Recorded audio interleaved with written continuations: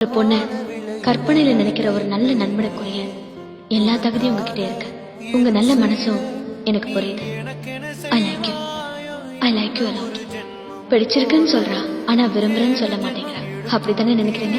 என்ன நான் கேட்பேன் தெரியாதா, இன்னமும் என் மனம் புரியாதா. அடராமா இவன் பாடு இந்த பெண்மை அறியாதா.